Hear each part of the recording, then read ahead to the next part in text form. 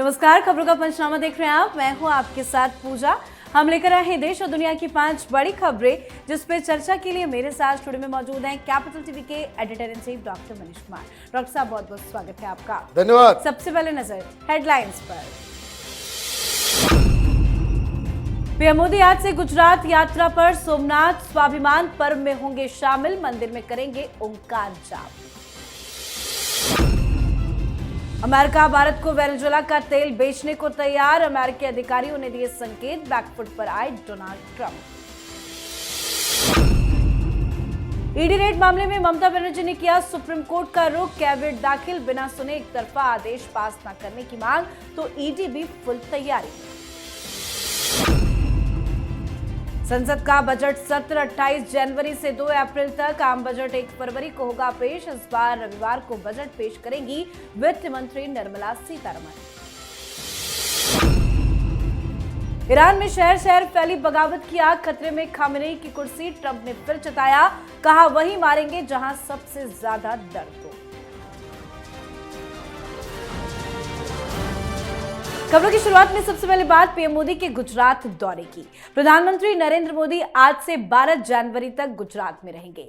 वो इस दौरान सोमनाथ मंदिर में आयोजित सोमनाथ स्वाभिमान पर्व में शामिल होंगे और राजकोट में वाइब्रेंट गुजरात क्षेत्रीय सम्मेलन में हिस्सा भी लेंगे। पीएम मोदी सोमवार को अहमदाबाद में जर्मन चांसलर फ्रेडरिक मर्ज से भी मुलाकात करेंगे। दोनों नेता साबरमती आश्रम जाएंगे और साबरमती रिवर फ्रंट पर अंतर्राष्ट्रीय पतंग उत्सव में शामिल होंगे। आज पीएम बस थोड़ी ही देर में ओंकार मंत्र का जप करेंगे और उसके बाद सोमनाथ मंदिर में ड्रोन शो भी देखेंगे। कल प्रधानमंत्री मोदी शौर्य यात्रा में शामिल होंगे। ये यात्रा अब तक सोमनाथ मंदिर की रक्षा करते हुए प्राणों की आहुति देने वाले योद्धाओं को श्रद्धांजलि के लिए आयोजित की जा रही है। सर, थोड़ी देर के बाद पीएम सोमनाथ मंदिर में ओंकार जप करेंगे, लेकिन 3 दिनों की यात्रा है, कई सारे कार्यक्रम है, कितना महत्वपूर्ण है? देखिए, एक तो गुजरात में बहुत जल्द ही चुनाव होने वाले हैं, साल भर का समय है और इसलिए ये कहा जा सकता है कि ऑलरेडी गुजरात के अंदर चुनाव कैसे जीता जाए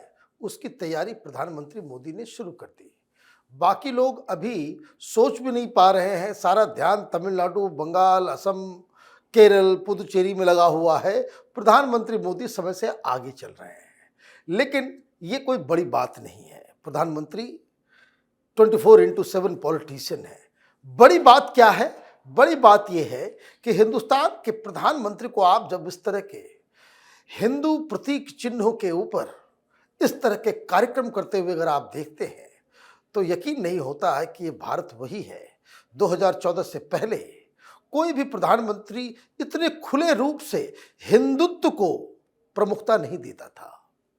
ये सोमनाथ वही मंदिर है जहां जाने से खुद परहेज करते रहे जवाहरलाल नेहरू और जो लोग जाना चाहते थे, चाहे वो राष्ट्रपति हो, चाहे और भी कांग्रेस के उस वक्त के दूसरे लीडर्स, उसको वो मना किया करते थे। तो ये तो प्रधानमंत्री मोदी हिंदुत्व और विकास इन दोनों को किस तरीके से बैलेंस करते हैं, ये अद्भुत है। और साथ ही साथ यहाँ तो विदेश नीति भी इसके अंदर साफ साफ दिख रहा है। अभी हमने जर्मनी से एक पनडुब्बी जो है खरीदने का हमने मसौदा तय किया है और हिंदुस्तान जर्मन चांसलर को दिखाएगा कि गुजरात हमारी संस्कृति और हमारी सभ्यता कैसी है। जी, अब खबर भारत के सामने ट्रंप के सरेंडर की। अमेरिका भारत को वेनेजुएला से तेल खरीदने की इजाजत दे सकता है। दरअसल खबर यह है कि ट्रंप प्रशासन के एक वरिष्ठ अधिकारी ने कहा कि व्हाइट हाउस ने संकेत दिया है कि वो अमेरिका कंट्रोल नियमों के तहत भारत को वेनेजुएला से तेल खरीदने की अनुमति देने के लिए तैयार है, जिससे अमेरिकी प्रतिबंधों के कारण ठप पड़े व्यापार के फिर से शुरू होने की संभावना बढ़ गई है। अधिकारी के मुताबिक ये सब अमेरिका की निगरानी और शर्तों के साथ होगा। हालांकि इससे जुड़ी शर्तें क्या क्या होंगी, इसकी जानकारी अभी तक नहीं मिल पाई है। बता दें आपको, अमेरिका वेनेजुएला में स्टोरेज में रखे 30 मिलियन से 50 मिलियन बैरल तेल को बेचने की योजना बना रहा है। सर, ट्रंप तो तैयार हो गए हैं कि वेनेजुएला का तेल भारत को देंगे। क्या ये ट्रंप का सरेंडर है? देखिए, डोनाल्ड ट्रंप अभी हवा में हैं और कुछ दिन तक हवा में ही रहेंगे, क्योंकि उन्होंने वेनेजुएला के राष्ट्रपति को उठा वो ले आए। ईरान को भी धमकी दे रहे हैं, वहीं मारेंगे जहाँ पे सबसे ज़्यादा दर्द होगा।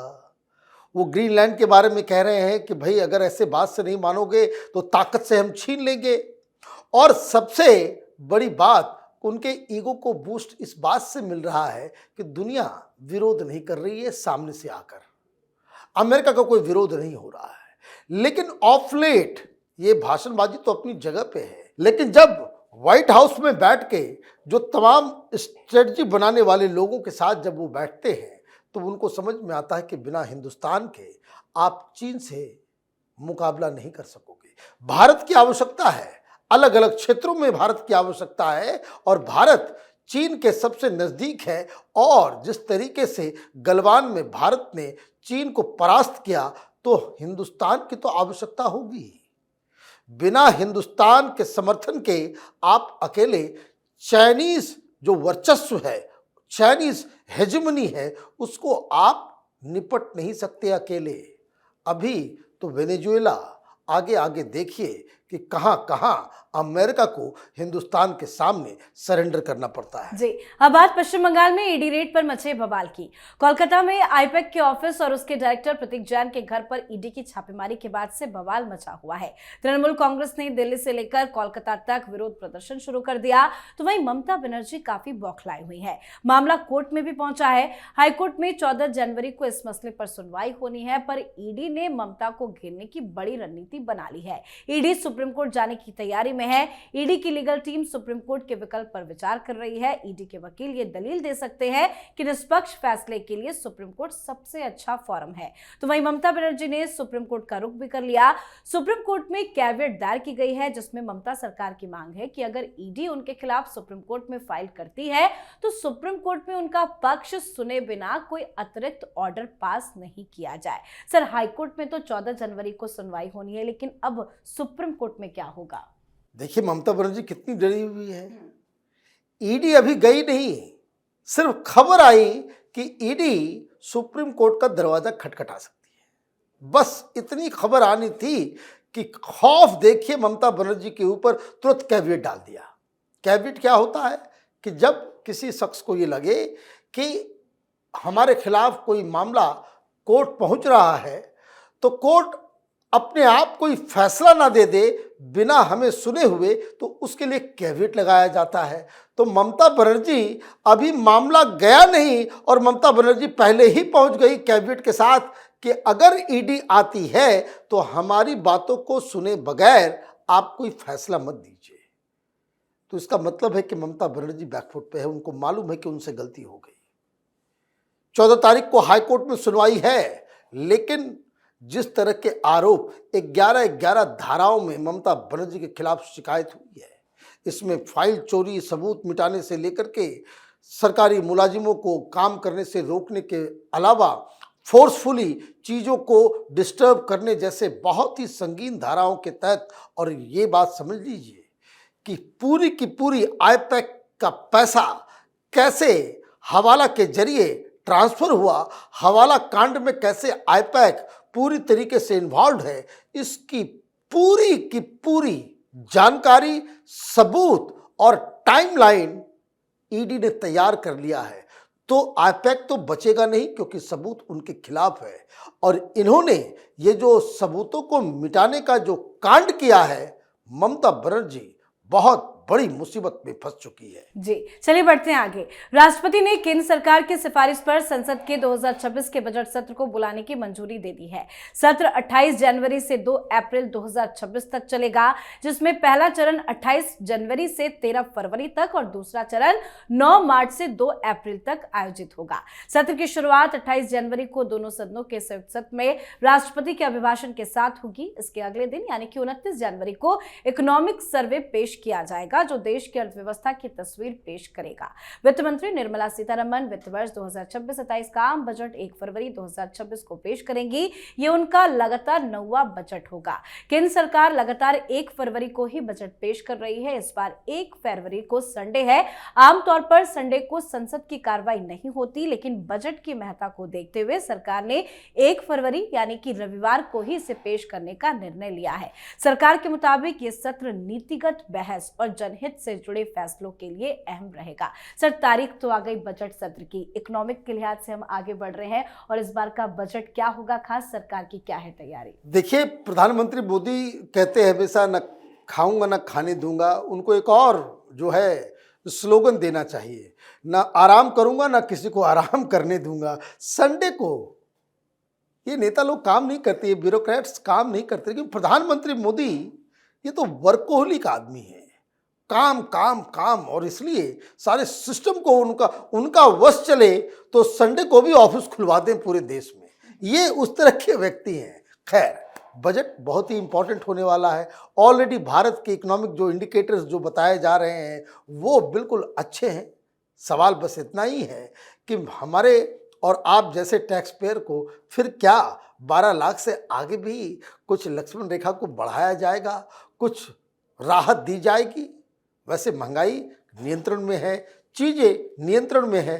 थोड़ी बहुत जो डिफ़िकल्टी है वो अमेरिका के इस टैरिफ के बवाल की वजह से है, लेकिन जो सिग्नल्स मिल रहे हैं वो ये कि प्रधानमंत्री मोदी इस साल और इस बजट में बहुत ही, इसको कह सकते हैं, विराट रूप से रिफॉर्म्स की घोषणाएं करने वाले हैं।